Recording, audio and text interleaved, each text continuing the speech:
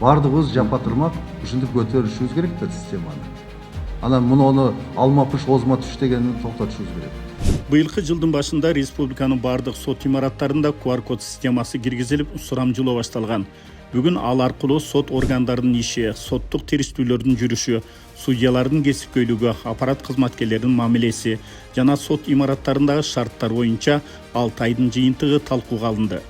Бул багыттагы Жогорку соттун төрагасы Медербек Сатыевдин катышуусундагы онлайн кеңешмеге Жогорку соттун төрагасынын орун басарлары, судьялар, аймактагы областтык, шаардык жана райондук соттордун төрагалары, Жогорку сотко караштуу сот департаментинин, сот системасын санариптик өнүктүрүү маселелери боюнча жумушчу топтун өкүлдөрү катышты. Жыйында төрага Сатыев QR-код механизми коомдун үнүн угууга жана жарандардын сот тутумуна болгон көз караштарын аныктоого арналган натыйжалуу инструмент экенин белгилеп, ар бир түшкөн пикир сунушту кылдаттык менен изилдеп, ал боюнча тиешелүү чечимдерди кабыл алуу зарылдыгын айтты. QR механизм бул кысым көрсөтүүчү же жазалоочу ыкма эмес. Ал өнүгүүнүн, өзүн өзү баалоонун жана жакшыртуунун механизм экенин баса белгилеп кетүү зарыл.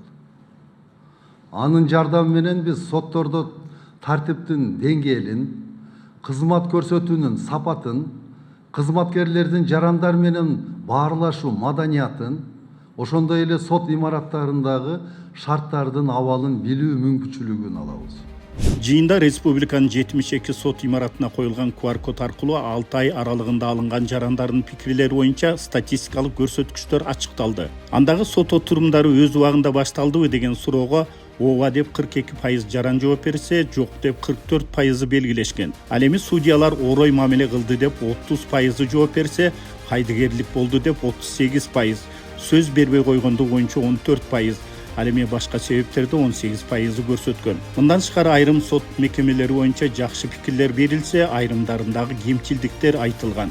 Сколь областық соты боюнча судебная коллегия некомпетентны, не давали вопросы к ИСУ, нарушали сами процедуры и не давали нам вопросы. Балыкчы шаардык соту, сот процесси убагында башталган жок. Кайра чакырып 3-4 жолу келдик. Жумуштар калып кетип жатат. Сураныч чара көргүлө. Жетөгүз райондук соту, процесс өз убагында башталган жок. Сот кечигип жатты. Орой сүйлөдү. Нарын шаардык соту, самый лучший деп пикир калтырган. Ат башы райондук соту, сот жыйынын өз убагында башталышын көзөмөлдөп коюңуздар жана имараттын дааратканасын жарандарга жакшыртууну өтүнөм. Бул маселе боюнча жыйынтыктоо учурунда төрага Медербек Сатыев бардык сот жетекчилерине QR-код механизмин калк арасында кеңири жайылтуу менен андагы ар бир билдирүүлөр боюнча кечиктирбестен иш алып баруу талабын койду. Жарандардын үнүн угуу бул биздин милдетибиз гана эмес, бул биздин ишибиздин маңызы. Ошондуктан ар бир соттун төрагасы бул процесске жеке жоопкерчилик менен мамиле кылып, алынган маалыматтардын негизинде реалдуу натыйжаларга жетүүгө тийиштир. Онлайн кеңешмедеги экинчи маселе сот органдарынын материалдык техникалык жактан камсыздалышы, алардагы абал жана муктаждыктар болду. Бул боюнча Жогорку сотко караштуу сот департаментинин ресурстар башкармалыгынын материалдык техникалык жактан камсыздоо бөлүмүнүн башчысы Аида Осмонбекова маалымат берди. Мында ротация менен иштеп жаткан судьяларды турак жай менен камсыз кылуу маселесинде сындар айтылды. Анткени айрым судьялар атайын курулган үйлөрдө жашабастан ижарага акча төлөтүү менен башка жактарда жашап жаткандыгы белгилүү болду. Судьяларга ижара акысын төлөө боюнча азыркы күндө 30.295.928 кассалык чыгаша болду. Бул кайсы жакка төлөп атабыз биз? Бул жактан Бишкек шаары боюнча 13 судьяга аренда жилье төлөйбүз. 13 судья. Ошого 30 миллион кетти. Жок, бул азыр Бишкек шаары боюнча эле. Ал эми Чүй облусу боюнча 26 судьяга төлөп бератабыз. Бардыгы 85 судья. Мында төрага Сатыев бул маселени тыкыр иликтеп көзөмөлгө алып, тез арада чечүү талабын койду. Мен эмне үчүн суроону сиздерге берип атамын? Себеби президенттин иш башкармалыгы куруп берген үйгө судьялар барбастан отдельный да квартира снимать этип алып ошол жерде жашап аткан учурлар кездешкен.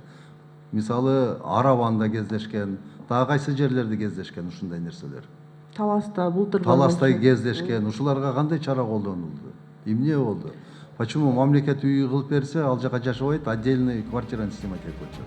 А эмнеге силер андайга жол берип атасыңар?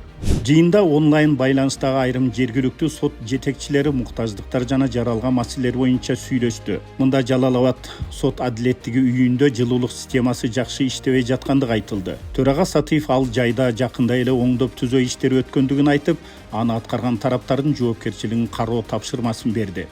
Сот департаменти ким кылды? Почему андай ысыбайт? Давайте күнөөлүүлөрдү жоопкерчиликке тартыш керек. Бул не деген көрүнүш? Ал жерде капиталдык ремонт болду. Бүт өткөрүлдү. Анан кийин дагы капиталдык ремонттон өткөндөн кийин дагы жылып атса, андай ремонттун эмне кереги бар бизге? Ким ошол учурда жооптуу болгон? Даярдагыла материалдарды правоохранительный органдарга передать надо.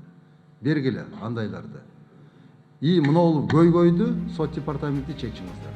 Отурумда Метирбек Сатыев модернизациялоого муктаж болгон бардык сот имараттары боюнча инвентаризациялоо иштерин жүргүзүп, анын негизинде оңдоп түзөтүү иштерине же болбосо жаңы имаратка муктаж болгон соттор аныкталса, аларды каржылоо боюнча сот тутумунун 2026 жылга карата бюджетинин долбооруна сунуш берүү боюнча жергиликтүү соттордун жетекчилерине тапшырма берди.